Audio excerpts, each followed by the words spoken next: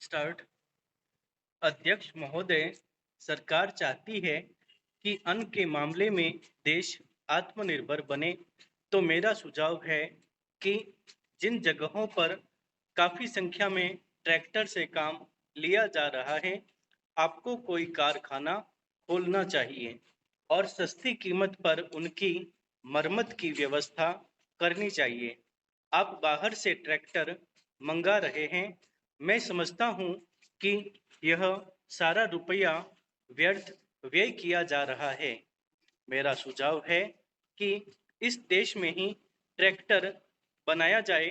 बाहर से खेती के सामान जो आ रहे हैं, कारखाने से होकर ही आ रहे हैं। इनको जहां भेजना हो वहां सीधा भेजा जा सकता है। किंतु हो यह रहा है कि पंजाब सरकार द्वारा इनको सारे देश में वितरित किया जाता है। चूंकि इनको पहले पंजाब भेजा जाता है और फिर सारे देश में भेजा जाता है, इसलिए खर्चा ज़्यादा लगता है। खर्चा कम करने के लिए, लागत कीमत कम करने के लिए यह आवश्यक है कि इनको सीधे भेजा जाए। मैं समझता हूँ कि इसमें कोई औचित्य की बात नहीं है। इस पर भी आपको विचार करना चाहिए। आपको किसानों की सहायता करनी चाहिए। उनकी हिम्मत आप न तोड़ें। हमें चाहिए कि उनको हम सस्ते दामों पर खाद दें, बिजली दें, बीज दें और पानी भी दें। लेकिन ऐसा न करके हम देख रहे हैं कि हर चीज़ के दाम बढ़ाए जा रहे हैं। नलकूप पर आप कर लगा रहे हैं, उनको बिजली नहीं मिल रही है। इस और आपका ध्यान जाना चाहिए। वास्तव में आप कृषि की उन्नति चाहते हैं तो सिंचाई और बिजली का काफ़ी इंतज़ाम होना चाहिए। जब तक सिंचाई और बिजली का इंतज़ाम नहीं होगा, तब तक खेती की उन्नति नहीं हो सकती। अब तक सिंचाई और बिजली तो एक मंत्री के हाथ में है, लेकिन कृषि दूसरे मंत्री के हाथ में है। ऐसा नहीं होना चाहिए। सिंचाई, बिजली और कृषि अगर किसी एक मंत्री के हाथ में हो तो खेती की उन्नति का काम सरलता से हो सकता है। मेरा निवेदन है कि इस और भी आपका ध्यान जाना चाहिए। समाजवादी समाज की रचना की बात बहुत कही जा रही है। गरीबी को दूर करके हम सबको बराबर लाना चाहते हैं, लेकिन देश में गरीबी आज भी बढ़ती जा रही है। मैं यह नहीं कहना चाहता हूँ कि हमारे देश में सरकार ने कुछ नहीं किया है। अध्यक्ष महोदय, बहुत कुछ किया है, लेकिन महंगाई बढ़ती जाती है और इस कारण से जो देश की खेती की या किसानों की उन्नति हुई भी है, वह महंगाई के कारण समाप्त हो गई है।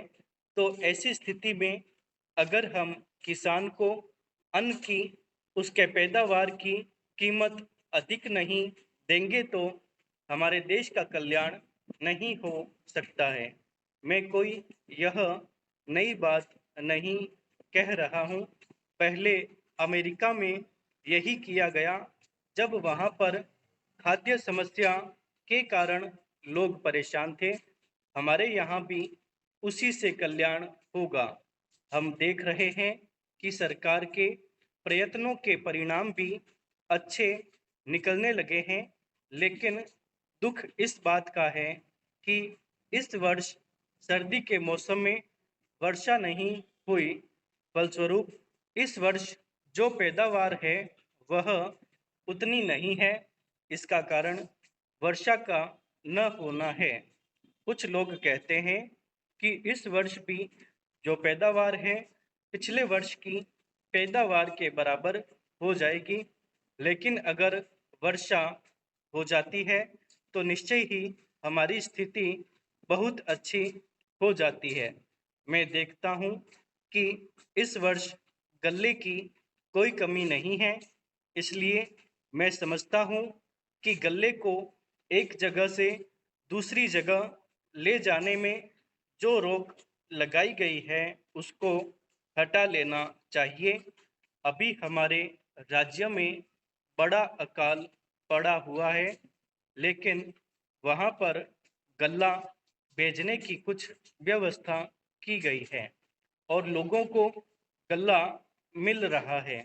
इसका परिणाम यह हो रहा है कि कोई भी आदमी भूखा नहीं मर रहा है। पिछले 2 वर्षों में कोई आदमी भूखा नहीं मरा। यह हमारे देश की सरकार के लिए बड़े ही संतोष की, बड़े ही गर्व की बात है। यदि अन्न की उपज हमें बढ़ाना है तो हमें पानी का इंतजाम करना चाहिए। आज वर्षा की बहुत कमी है। विशेष रूप से मैं अपने क्षेत्र की बात आपको बतलाना चाहता हूँ। 20 वर्ष पहले जितनी वर्षा वहाँ होती थी, उतनी ही वर्षा आज भी होती है। वहाँ नहर भी है, लेकिन नहर का पानी वहाँ नहीं जाता है। नहर के पानी को आगे ही रोक लिया जाता है। बांध भी बना है, किंतु हमारे राज्य के लिए पानी नहीं दिया जाता है।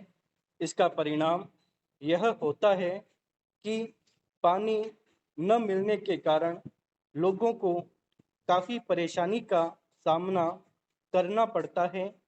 कुछ लोगों ने नलकूप भी लगा लिए हैं, जिससे लाभ हुआ है।